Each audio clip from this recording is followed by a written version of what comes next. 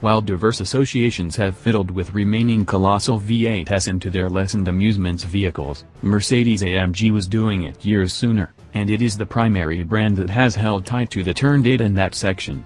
We shouldn't be shocked, seeing as AMG made its bones setting 8s into engine marks worked for 6s and, all the more starting late, V12s setup of 8s. Essentially, as the straggling leftovers of the business has totally gotten a handle on curtailing, Mercedes-Benz's in-house speedster shop is opposing examples by stuffing a V8 into its second-from-tiniest SUV family, which joins the GLC and the GLC Roadster. Do what you know, isn't that so? Top power in the Turtleback. By virtue of the GLC63 and its Roadster variety, AMG brought powertrain parts from two diverse 63s into the body styles of the day. The twin-turbo 4.0-liter V8 is a prompt transplant from the C63 gathering of auto, and convertible. In the standard GLC63, it whips 469 drive and 479 pounds-to-foot of torque, toward the end in a pleasing level from 1750 revolutions per minute to 4500 revolutions per minute. Progress up to the S model and yield rises to 503 force and 516 pounds-to-foot, a setup compelled on our shores to the auto body style. We don't know why German makers request stamping such four-gateway hatchback vehicles as autos. SUVs like these, also watch, BMW X4, look to us more like turtles than smooth two-door transports.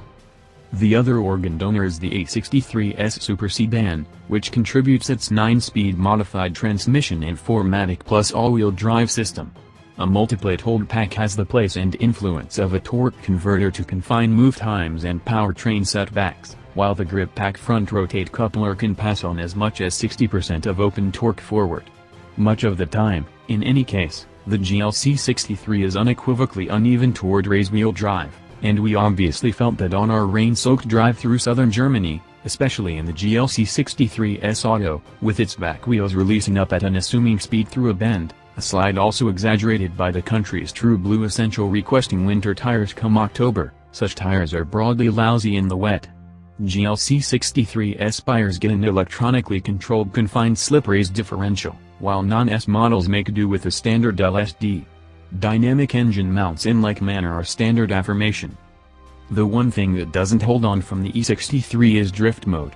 If you can't find a flavor you like among the Comfort, Sport Plus, and individual settings, by then conceivably you'd slant toward the race mode found just in the Roadster, which pegs alterations at most noteworthy ill will for the engine, transmission, suspension, robustness control, and all-wheel drive. Comfort mode seemed, by all accounts, to be marvelously suited for the conditions in the midst of our drive. As we've found with the other GLC varieties, particularly the twin-turbo V6 energized GLC43 and the its auto and standard plans, there is more DNA from the C-Class cars than the G-Class utility. The GLC63 drives and carries on much like an auto, and is in a general sense the closest we will ever get in this country to a C63 wagon, and it should show extremely surely understood thusly alone. AMGing all the things. Suspending the UT is around 4,500 pounds, the S indicate is to some degree heavier, are multi-link setups front and back fitted with air springs and adaptable dampers. Germany's nearby immaculate avenues didn't give us learning into the consistence of the suspension, yet we can tell that the edge is firm and the body solidified. The multi-chamber air springs allowed drive modes to adjust damping and in addition spring rates, which should hold go in close vicinity as far as possible.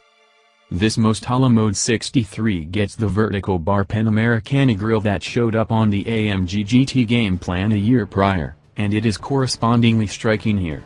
It ingrains this model with a consider closeness that, notwithstanding the gigantic versatile underneath, isn't offensively rambunctious. Minimal dull guard flares affixed to the front wheel wells suggest separating French sleeves and join similar ones in the back obtained from the GLC43. Auto models have a thin spoiler protruding out at the edge of the decklid. Inside, the GLC63 is genuinely standard for AMG.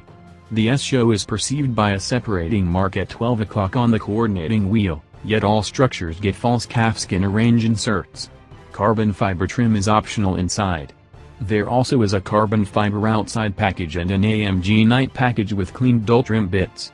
AMG's incredibly solid execution seats are available as a segment of the AMG Performance Studio Elective, which in like manner brings a full cowhide inside.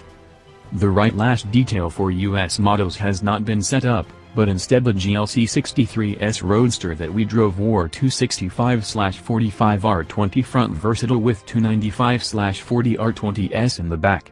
Non-S models may come standard on 235/55R19s in front and 255/50R19s in the back, or they may be upsized to 20s to start. Dual wheel finishes and also molded 21-inch wheels are available. Precisely how rapid is this transit? What is clear is that the GLC63's Roadster will be mega quick. Mercedes perceives that the Porsche Macan Turbo is its solitary bona fide match at the present time.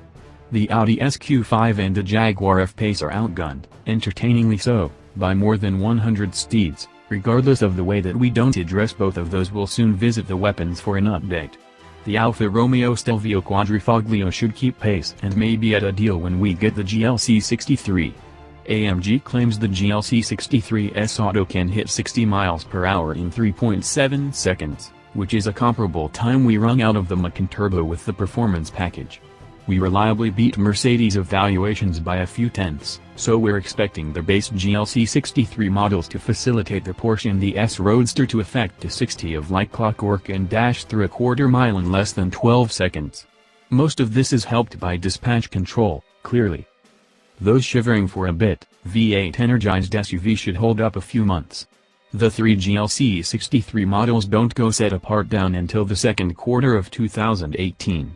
Official evaluating, too, must delay. Be that as it may, we assume this current 63's cost will imitate other near upcharges in the Mercedes portfolio. Envision that $70,000 will start, with the GLC63's Roadster completing the range with a base cost of about $82,000. In case you are contemplating, all the pushed security development you can hurl at an auto will be open here, too. To us, until level 5 freedom in scrutinizing the times on our general drive transforms into the standard, this infrequently hands-off, modified braking, directing me to the most secure course, electro playing around our generally luxurious parlor traps. We'll keep control of our automobiles as long as we can, favor your heart. Luckily, the GLC63 is one for people who truly get a kick out of the opportunity to drive.